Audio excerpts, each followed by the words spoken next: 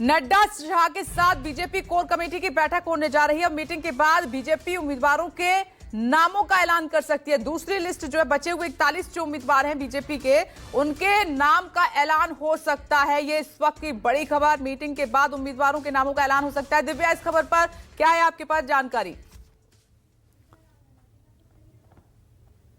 बिल्कुल, देखिए, कल जेपी नड्डा के घर पर दिल्ली चुनाव कोर ग्रुप की बैठक हुई थी। उसके बाद देर रात जो है वो दिल्ली चुनाव प्रबंधन समिति की बैठक हुई बीजेपी की, जिसमें प्रधानमंत्री नरेंद्र मोदी, अमित शाह, राजनाथ सिंह, जेपी नड्डा सभी मौजूद थे। और ऐसा बताया जा रहा है कि 41 वो सीटें जिन पर अब उम्मीदवार बीजेपी को घोषित करने हैं, उस पर चर्चा चल रही थी। हालांकि 8 से 10 सीटें अभी भी ऐसी हैं जिन पर जो चर्चा है वो अभी पूरी नहीं हो पाई है। नामों पर आखिरी मोहर जो है वो नहीं लग पाई है। उसको लेकर अभी हो सकता है कि आज अगर वो 8 से 10 सीटें हटा दी जाए तो बाकी जो उम्मीदवारों की लिस्ट है वो आ जाए। क्योंकि देखिए, दिल्ली विधानसभा चुनावों की तारीखों का ऐलान हो गया है। 5 फरवरी को चुनाव है। ऐसे में नामांकन प्रक्रिया जो है वो भी शुरू हो चुकी है। 20 फरवरी वो अंतिम तारीख होगी जब नामांकन जो है वो खत्म हो जाएंगे, और अगर नामांकन किसी को वापस लेना है तो वो भी तारीख आखिरी 20 फरवरी है। ऐसे में बहुत कम समय बचा है। जो प्रचार है वो भी उम्मीदवारों को करना है। अभी सिर्फ 29 उम्मीदवारों की पहली लिस्ट ही बीजेपी जारी कर पाई है। ऐसे में बीजेपी थोड़ी पीछे जरूर नजर आ रही है। आम आदमी पार्टी 70 सीटों पर उम्मीदवारों के नाम जो है वो घोषणा कर चुकी है। कांग्रेस जो है वो 4 लिस्ट जो है वो ला सकी है। ऐसे में बीजेपी इस मामले में थोड़ी पीछे जरूर चल रही है। हालांकि जो मुख्य उनके उम्मीदवार थे उन्होंने पहले भी उनको जो है वो बता दिया था और उन्होंने अपना चुनाव प्रचार शुरू कर दिया था। लेकिन अभी बहुत से उम्मीदवारों की लिस्ट, चूंकि 41 उम्मीदवारों की लिस्ट पर मंथन हुआ है, 8 से 10 उम्मीदवार ऐसे हैं जिन पर अभी मंथन नहीं हो पाया है। पीछे ये भी बात आ रही थी कि शायद कालका जी से जो रमेश विधूड़ी का नाम चल रहा था वो वापस लिया जाए। लेकिन मैं एक चीज अब यहां पर क्लियर कर दूं कि रमेश विधूड़ी ही कालका जी से चुनाव लड़ेंगे, ये भी बहुत हद तक क्लियर है। 8 से 10 उम्मीदवारों को छोड़ दे तो बाकी लिस्ट ऐसा माना जा रहा है बीजेपी की आ जाएगी। और उसको लेकर काफी हद तक जो कल केंद्रीय चुनाव समिति की बैठक हुई है उसमें मोहर लग गई है। क्योंकि स्क्रूटिनिटी जो है वो बीजेपी इस वक्त कर रही है। महाराष्ट्र चुनाव के जो नतीजे आए उसके बाद से हर विधानसभा पे 2 से 2.5 हजार उम्मीदवारों के जो नाम है वो बीजेपी के पास आए थे, और उसको कट शॉर्ट करके बीजेपी ने केवल जो है अब उन उम्मीदवारों के नाम, यानी कि जो आधार है वो साफ तौर पर काम है, उनकी जो ईमानदार छवि है वो है। और बीजेपी ने यह भी कहा था उन उम्मीदवारों को जिनके नाम कटशॉट किए थे कि आप एक विस्तृत रिपोर्ट जो है अपने काम के आधार पर उस क्षेत्र से बनाइए। तो अब उस विस्तृत रिपोर्ट का आकलन करके, और साथ ही साथ जिस तरीके का सर्वे बीजेपी लगातार हर राजनीतिक पार्टी सर्वे करती है, और उसके आधार पर ही जो अब नाम टॉप 2 में है उनके नाम पर अब जो लिस्ट है वो आ जाएगी। लेकिन मुझे ऐसा लग रहा है कि 8 से 10 उम्मीदवारों के नाम छोड़ दे तो लगभग 30 से 31 उम्मीदवारों की लिस्ट बीजेपी की आज आ जानी चाहिए। क्योंकि समय अब बहुत कम बचा है, चुनाव प्रचार करना है, और आक्रामक चुनाव प्रचार जिस तरीके से बीजेपी को इस वक्त हम देखें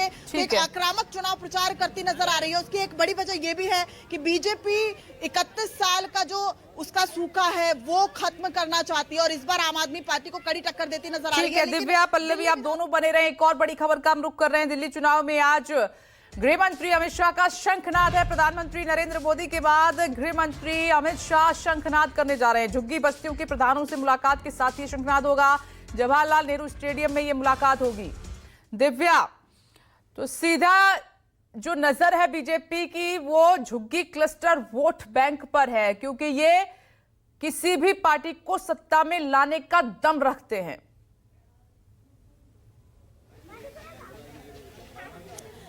बिल्कुल, इसे सत्ता की चाबी भी कह सकते हैं विपनेश, क्योंकि आज गृह मंत्री अमित शाह की दिल्ली विधानसभा चुनावों में एंट्री भी मानी जा रही है। हालांकि ये खबर पहले भी आ चुकी थी कि 11 जो जनवरी है वहां उस वक्त गृह मंत्री अमित शाह झुग्गी प्रधान सम्मेलन आयोजित करेंगे, और आज दोपहर 3 बजे इसका आयोजन दिल्ली के जवाहरलाल नेहरू स्टेडियम में होगा। बड़ी संख्या में वहां पर झुग्गी के प्रधान आएंगे। लेकिन प्रधानों से बातचीत करने के पीछे उद्देश्य ये भी है कि वो जितनी भी केंद्र सरकार की योजनाएं हैं, क्योंकि प्रधानमंत्री नरेंद्र मोदी ने अपनी रैली और जनसभा में साफ कहा था कि बीजेपी जन कल्याणी योजनाएं लाती है और जो भी योजनाएं हैं उनको घर घर तक पहुंचाया जाएगा। इस वक्त भी हम झुग्गी वालों के साथ मौजूद थे। साफ तौर पर जो केंद्र सरकार की बहुत सारी योजनाएं हैं वो झुग्गी वासियों को पता ही नहीं है। तो प्रधानों से मुलाकात करके अमित शाह एक ये संदेश देने की कोशिश करना चाहते हैं कि जो केंद्र सरकार की जन कल्याणी योजनाएं हैं वो झुग्गी वासियों को घर घर तक पता चले कि आखिर वो कौन सी योजनाएं हैं। क्योंकि इससे पहले केंद्र सरकार लगातार ये आरोप लगाती रही है, समग्र शिक्षा अभियान हो, आयुष्मान योजना है, ये बहुत सारी योजनाएं दिल्ली में